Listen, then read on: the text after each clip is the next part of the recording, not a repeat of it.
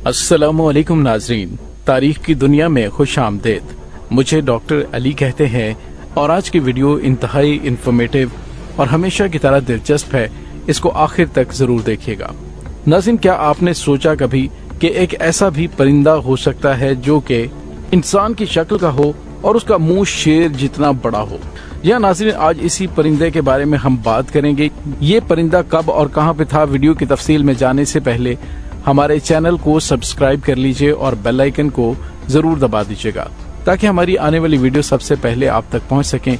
और comment section में अपने ख्यालात का इजहार जरूर किया कीजिए। नाज़रीन, अल्लाह रब्बुल इज़्ज़त ने हजरत मूसा अलैहिस्सलाम के जमाने में एक परिंदे को पैदा फरमाया था जिसका नाम अनका था। अनका परिंदे के दोनों जानिब चार बाजू थे और चेहरे के एतबार से वो इंसान की शक्ल का था। अल्लाह ताला ने मूसा अलैहिस्सलाम की तरफ वही नाजिल की जिसमें ये बताया कि मैंने अजीबो गरीब परिंदों को पैदा किया है, वो बैतुल मक़दस के इर्द गिर्द जानवरों को अपना शिकार बनाएंगे। फिर परिंदे के इस जोड़े से अनका की नस्ल आगे बढ़ी। जब हजरत मूसा अलैहिस्सलाम का विसाल हुआ तो ये परिंदा भी वहां से गायब हो गया। उसने हजाज की सरजमीन को अपनी रिहाइश बना लिया था। रवायात में है कि अरब के शुमाली इलाकों में अहल रस की कौम आबाद थी। अहल रस के इलाके में एक बहुत ही बड़ा पहाड़ पाया जाता था जिसको मिफ के नाम से दुनिया जानती थी। उस पहाड़ में बेशुमार परिंदे और जानवर मौजूद थे। उन परिंदों में अनका परिंदा भी मौजूद था। ये परिंदा साल बाद उस पहाड़ से बाहर नजर आता था और ये परिंदा दूसरे परिंदों और जानवरों का शिकार करके पेट पाला करता था। एक दफा अनका को कई मुद्दत तक कोई खाने पीने को चीज न मिली। वो परिंदा अपनी भूख मिटाने के लिए इंसानों की आबादी में आ गया और एक बच्चे को उठाकर आसमानों की तरफ ले गया। उसके बाद एक लड़की को उठाकर आसमान की तरफ ले गया। उन दिनों अल्लाह ताला ने एक नबी को मबूस फरमाया था जिसका नाम हजरत हंज़ला अलैहिस्सलाम था। हजरत हंज़ला बिन सफ़वान एक पैगंबर थे जिन्हें बाज़ रवायात के मुताबिक अल्लाह ताला ने असहाबुर रस की जानिब भेजा था। गो के उनका तज़किरा कुरान मजीद और अहादीस में तफसीलन नहीं मिलता, ताहम इब्ने कसीर ने अपनी किताब क़ससुल अंबिया में उनका जिक्र किया है। सबसे पहले हाफिज इब्ने असाकिर ने अपनी किताब तारीख दमिश्क में शहर दमिश्क की तामीर के ज़ैल में उनका जिक्र किया। वो लिखते हैं कि अल्लाह ताला ने हजरत हंज़ला बिन सफ़वान को अपना पैगाम देकर असहाबुर रस के पास रवाना किया, लेकिन उन्होंने अपने पैगंबर को झुटलाया और उन्हें कत्ल कर दिया। बाद अज़ां आद बिन औस बिन एरम बिन साम बिन नूह अपनी औलाद के साथ यहाँ से कूच कर गए और अहकाफ में सुकूनत इख्तियार की। अल्लाह ताला ने असहाबुर रस को अजाब के जरिए हलाक कर दिया। अरबी में अनक गर्दन को कहते हैं। चूंकि उस परिंदे की गर्दन लंबी होती है लिहाजा इसी निस्बत से उसे अनका कहते थे, जबकि फारसी में उसे सेमुर्ग कहने की वजह यह है कि उसमें 30 सी परिंदों यानी मुर्ग की खूबियां पाई जाती हैं। हिंदी में ये इसलिए अमर पक्षी यानी कि सदा जिंदा रहने वाला परिंदा है कि ये मरकर दोबारा जी उठता है। उसकी उम्र औसत 1000 साल थी। नाज़रीन, जब उस परिंदे ने इंसानों को उठाना शुरू किया तो लोगों ने अनका की शिकायत हजरत हंज़ला अलैहिस्सलाम से की। इस वजह से हजरत हंज़ला बिन सफ़वान अलैहिस्सलाम ने अनका के लिए बद्दुआ की। अल्लाह ताला ने पैगंबर की दुआ को कबूल करते हुए अनका पर आसमानी बिजली नाजिल की जिसकी वजह से अनका बर्बाद हो गया। उसके बाद इस नस्ल का कोई परिंदा भी दुनिया में नजर नहीं आया। मुफस्सिरीन लिखते हैं कि अहले रस को अहले रस इसलिए कहते हैं कि वो जिस इलाके में आबाद हुए वहाँ एक कुआं था। ये कुआं कौम समूद ने खुदवाया था। अहले रस उस कुएं से ही खुद पानी पीते थे, उस कुएं से ही अपनी खेती बाड़ी और जानवरों को पानी पिलाते थे, इसलिए उन लोगों को अहले रस कहा जाता है। उनका एक बादशाह जो अलूस के नाम से मशहूर था, जब वो इस दुनिया से चला गया तो शैतान ने उस कौम को गुमराह करने के लिए उसके जिस्म में दाखिल हो गया। अहले रस ने अपने बादशाह के जिस्म से ये आवाज़ सुनी कि मैं ना खाता हूँ ना ही मुझे मौत आएगी, मैं ही तुम्हारा माबूद हूँ। इस तरह वो कौम कुफ्र और शिर्क में मुब्तला हो गई। उस मुर्दा बादशाह के जिस्म को पूजने लगी। अल्लाह ताला ने उनकी तरफ हजरत हंज़ला अलैहिस्सलाम को भेजा। उनको ख्वाब में वही नाजिल हुई थी। अहले रस को हजरत हंज़ला ने बताया कि ये बादशाह मर चुका है।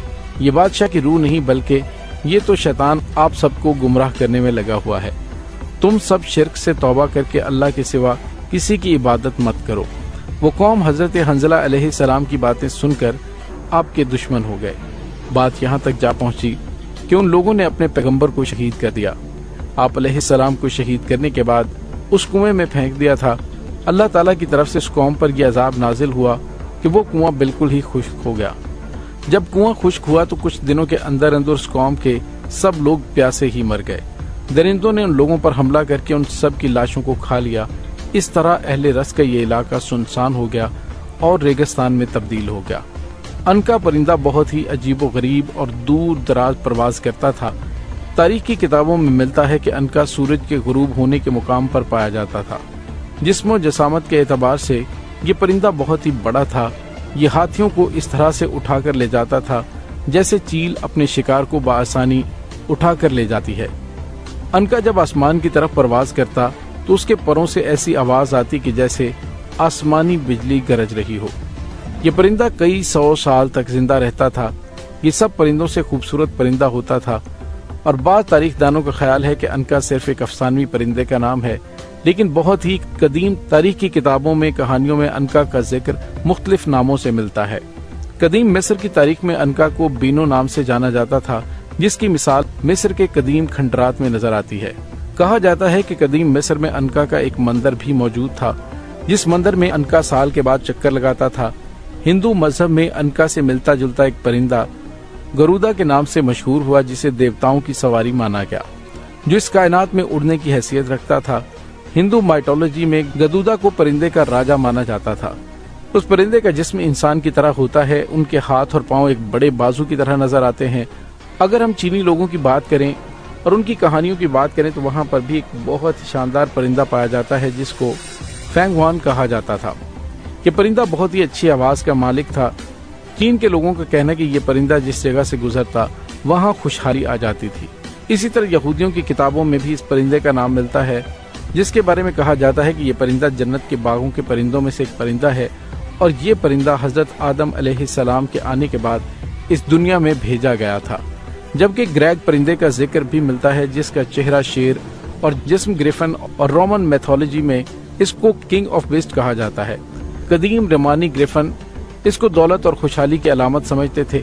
گریفن شمال کی پہاڑیوں میں رہا کرتا تھا، جہاں یونانیوں کے مطابق اپولو دیوتا سال میں ایک بار ہی ظاہر ہوا کرتے تھے اور گریفن ان کے خزانوں کی حفاظت کیا کرتے تھے.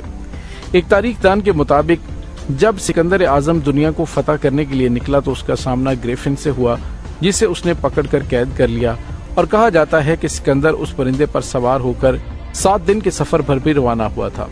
ناظرین، اتنی زیادہ تہذیبوں کے مطابق عنقا کی تصویریں، پینٹنگز اور مورتیوں سے ظاہر ہوتا ہے کہ اس طرح سے پرندے اور جانور پرانے زمانے میں ہوا کرتے تھے. لیکن بات یہ ہے کہ انسان اس پر یقین نہیں کرتا جب تک اس کو اپنی آنکھوں سے نہ دیکھ لے. اس طرح ڈائناسور کے بارے میں بھی ہم نے اسی وقت مانا جب ہمیں اس کی باقیات حاصل ہوئیں. ہو سکتا ہے کہ ہم کو عنقا کے بارے میں بھی جانکاریاں مل جائیں، جس سے ہم کو پتہ چل جائے کہ عنقا جیسا پرندہ بھی قدیم زمانے میں موجود تھا. ناظرین، امید ہے آپ کو ہماری آج کی ویڈیو پسند آئی ہوگی. کمنٹ سیکشن میں اپنے خیالات کا اظہار ضرور کیجیے گا. اس کے ساتھ ہی ڈاکٹر علی کو اجازت دیجیے. اللہ وارث.